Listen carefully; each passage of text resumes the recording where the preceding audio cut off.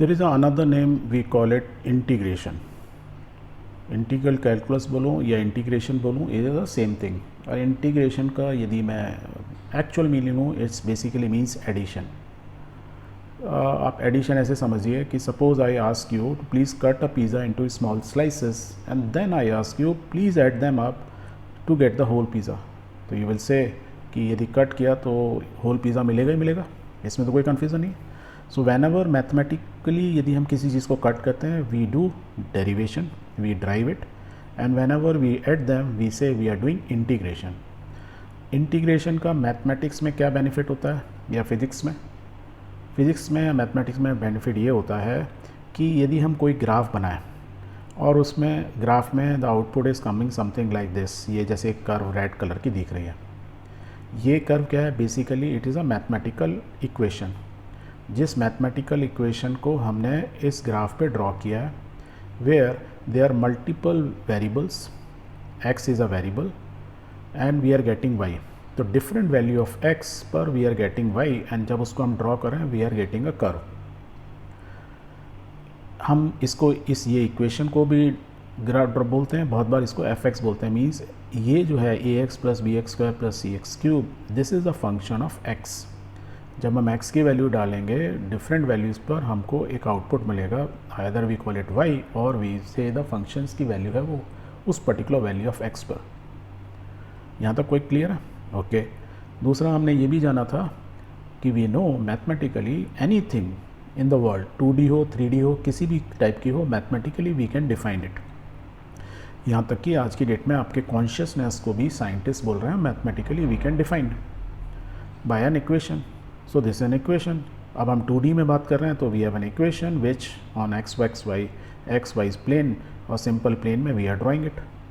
Integration क्या मेरे को हेल्प करेगा कि इस इक्वेशन के नीचे कितना एरिया है मैं पता लगा सकता हूँ. सपोज आई पुट 2 लाइन्स और ये वेरिएबल है x, तो आई कैन से x1 और x2 के बीच में मुझे ना ये एरिया पता लगाओ जो इस साइड एक तरफ ये कर्व के अंडर आ रहा हो, एक तरफ ये बाउंड्री हो, एक तरफ ये बाउंड्री हो, एक नीचे x एक्सिस है. आप इसका ये एरिया पता लगाओ.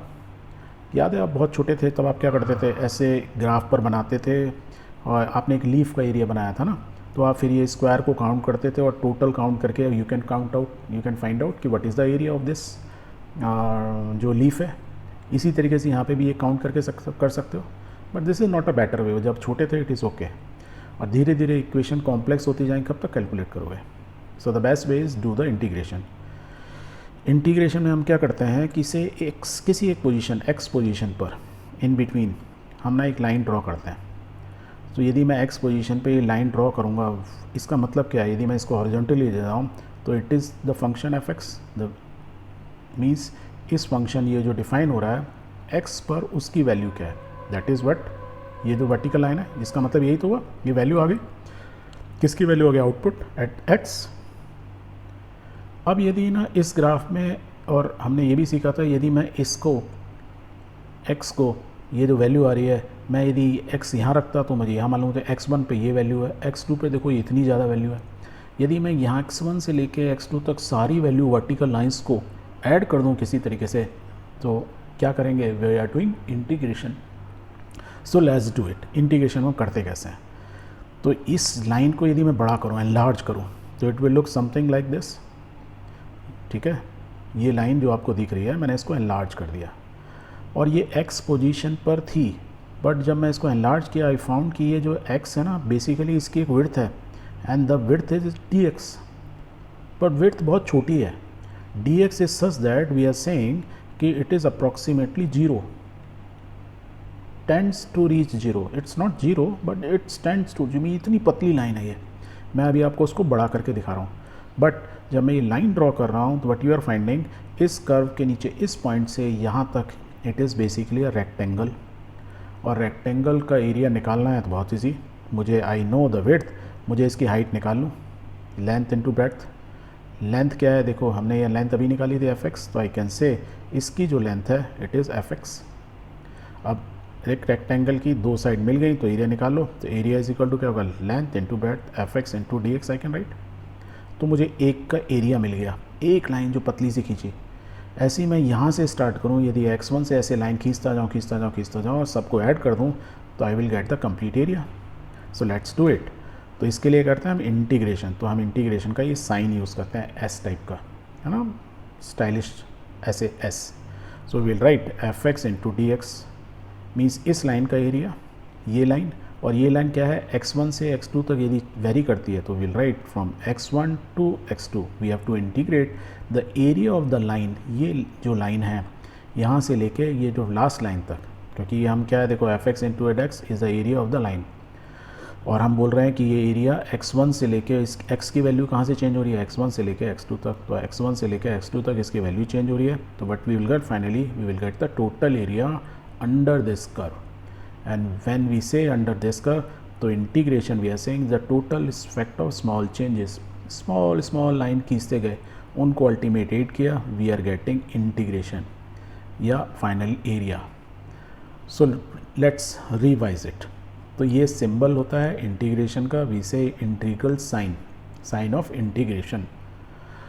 इसमें हमने यहाँ लिखा है x1 और x2, these are the limits of integration. कहाँ से कहाँ तक एरिया निकाल रहे हैं इस कर्व के नीचे, ठीक है, x1 टू x2।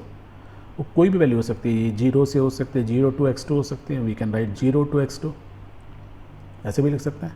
तो this is the lower limit, this is the upper limit, these are limits of integration. Then we wrote fx क्या था, is a function, so is a function of x। उसका हम क्या कर रहे हैं, dx है is a small x। तो what we are doing, जब when इस तरीके से हमने टोटल में लिख दिया कि integration sign from x1 to x2 we are doing integration of the function x with respect to small value of x। dx is a small value x at 10 to 0, यही था ना, इंस्टेंटेनियस निकालते हैं, very small, not delta नहीं है, D है, या इसको हम सिंपल ऐसे लिखते हैं, integration of the function with respect to x, integration of this function with respect to x, d x मतलब स्मॉल एक्स या सिंपल एक्स के साथ हम कर रहे हैं। इसको कुछ एग्जांपल से समझते हैं। तो बेसिक इंटीग्रेशन फार्मूला आपको ये याद रखना है, क्या फार्मूला होता है। So will write this sign कि फंक्शन इज एक्स की पावर एन, इसका इंटीग्रेशन करना विद रेस्पेक्ट टू एक्स, तो will write this way x की पावर एन डी एक्स, ठीक है। तो नॉर्मली हम x को ब्रैकेट में लिख देते हैं कि स्मॉल x ऐसे। तो इसका फॉर्मूला ये होता है कि राइट हैंड साइड में जब इंटीग्रेट करेंगे, ये साइन हटाएंगे तो what we will get x की पावर एक पावर बढ़ा देंगे n+1। पावर कितनी थी, अभी n थी, जब इंटीग्रेशन किया तो राइट साइड में हो गया x की पावर n+1, और जितनी ये पावर आई उतने को से डिवाइड कर देंगे n+1 से, plus we will add a constant. अब ये कांस्टेंट क्या होता है ये बाद में बात करेंगे, हाँ समझ लो। तो हमने क्या किया, x की पावर n ये फंक्शन था, उसको इंटीग्रेशन किया with respect to small x, sign of integration is this. तो we have not put limit, अभी लिमिट नहीं लिया, विदाउट लिमिट ही कर रहे हैं।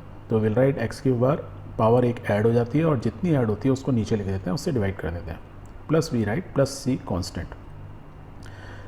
चलो अब x की पावर n की जगह सिंपल फॉर्म, एक एग्जांपल है 2 इंटू एक्स की पावर 4, इसकी ये फंक्शन है, इसका इंटीग्रेशन निकालना है विद रेस्पेक्ट टू x। अब मैं ब्रैकेट लगा के लिखूँ या सिंपल लिखूँ कोई फ़र्क नहीं पड़ता, बट ये सिंबल ये बता रहा है वी आर डूइंग इस फंक्शन का integration, because 2 is a constant, इसका कुछ होगा नहीं, मैं इसको बाहर भी निकाल सकता हूँ। आई can right this way 2 integrate x की पावर 4 dx, एक ही मतलब है, मैं ऐसे लिखूँ या ऐसे लिखूँ मतलब इज सेम, ओके। अब देखो 2 का तो 2 ही रहेगा, राइट, और x की पावर 4 है तो क्या हमने लिखा था, एक बढ़ जाएगी, तो 4 की पावर क्या हो जाएगी 5, और नीचे क्या आ जाएगा 5 से डिवाइड हो जाएगा, 4+1, प्लस हमने क्या कांस्टेंट c, तो वी राइट कांस्टेंट इतना बड़ा लिख के we will write small c। Clear, very good. तो इसको थोड़ा सॉल्व कर लें, वी कैन राइट 2 की पावर x की power 5 divide by 5 plus c। तो this is the integration of this function. अब इसी फंक्शन को ना हम इसका डिफरेंशिएशन करते हैं। क्यों करते हैं, इसलिए कि आपको एक नई चीज़ दिखेगी। Let's do it. तो डिफरेंशिएशन जब हम करते हैं किसी फंक्शन का, 2x की पावर 5 डिवाइड बाई 5 है प्लस c, तो क्या होगा 2 तो यही रहेगा, 5 नीचे आ जाएगा, मल्टीप्लाई हो जाएगा 2 से, और x की पावर क्या हो जाएगी कम। लेट्स राइट डाउन, तो we can write 2 into 5 x की पावर 4 डिवाइड बाई 5, 5 तो है ही नीचे, c कांस्टेंट है उसका वैल्यू 0 हो गई, और 5 कट गए, तो what we will get 2 into x की पावर 4, और ये क्या है हमारा फंक्शन एफ एक्स जिसका हमने इंटीग्रेशन किया। तो क्या हम समझे इससे कि डिफ्रेंशिएशन जो है इज़ रिवर्स ऑफ इंटीग्रेशन। यहाँ पे हमने पिज़्ज़ा को कट किया, डिफ्रेंशिएशन किया, जोड़ा तो पिज़्ज़ा बन गया, काटा तो स्लाइसेस बन गई। फिज़िकली ये हुआ, मैथमेटिकली भी हमने देख लिया। तो इंटीग्रेशन और डिफ्रेंशिएशन दोनों एक दूसरे के ऑपोजिट है, एक में हम कट करते हैं, एक में हम ऐड करते हैं। Let's take one more example, integration of this function, let's do it. तो क्या होगा 2 एक्स की पावर 4 है, तो पावर क्या होगी एक्स की पावर, ये फार्मूला याद रखना, एक्स की पावर 1 बढ़ जाएगी, डिवाइड बाय उतने से हो जाएगी, तो विल राइट दिस वे। इन दोनों को अलग अलग कर सकते हैं, तो विल राइट अलग अलग। फर्स्ट पहले इसको कहेंगे 2 एक्स की पावर 5 डिवाइड बाई 5 प्लस 10 है, 10 एक्स की पावर 7 एक बढ़ गई divide by 7 plus c constant, ये कांस्टेंट रहेगा। ये क्या है सी कांस्टेंट, हम इसको ना मे बी थोड़ा अब मैथमेटिक्स में जब पढ़ रहे होगे, इंटीग्रेशन कर रहे होगे, तब आपको ना इसका और क्लियर होगा। फॉर द टाइम बीइंग याद रखो ये क्यों होता है, मे बी आपको मैं आगे समझाऊँ। Let's take another example, function is x की पावर 0 dx, इसका इंटीग्रेशन करना है। एक्स की पावर 0 है मतलब 1, तो मैं इसको ऐसे भी लिख सकता हूँ इंटीग्रेशन ऑफ dx। देखो यहाँ पे हम x की पावर n हटा गया, simple integration of dx, integration of dx, that means x की पावर 0 है। x की पावर 0 है तो क्या होगा, एक पावर बढ़ जाएगी डिवाइड बाई 1, तो हम I can write integration will be x plus c constant. अब ये मैं इंटीग्रेशन हमने क्या किया था, एरिया अंडर द कर्व निकाल रहे थे, यही तो पर्पज़ है इंटीग्रेशन का मैथमेटिक्स में। तो हमारी 2 लिमिट्स होंगी, तो जो वेरिएबल है उसको लिख देते हैं यहाँ पे। सपोज़ x1 से लेके x2 तक जा रहा है, यदि x1 से x2 तक जा रहा है तो जब हम ड्राइव कर लेते हैं यूनिट को, तो हम एक वर्टिकल लाइन खींचते हैं और उसमें सेम लिमिट्स लिख देते हैं x1 से x2 तक। तो ये हमारा इंटीग्रेशन करने के बाद आउटपुट आ गया x प्लस सी। अब उसमें ये लिमिट्स डाल देंगे, पहले x2 को डाल देते हैं फाइनल माइनस इनिशियल, तो x2 डालते हैं तो it is look something like that x2 plus C. Minus क्या करना है, minus the lower limit minus x1 plus C, तो ये सी दोनों कट गए, तो what we got it, final answer is x2 minus x1। तो जब हमने इंटीग्रेशन किया within limits of integration, तो हमको आउटपुट निकल गया। पहले क्या करते हैं हम, जो भी फंक्शन है उसका इंटीग्रेशन करते हैं, इंटीग्रेशन करने के बाद आउटर जो अपर लिमिट को पहले लिखते हैं और माइनस कर देते हैं लोअर लिमिट्स को। Finally we are able to get the value of a integration.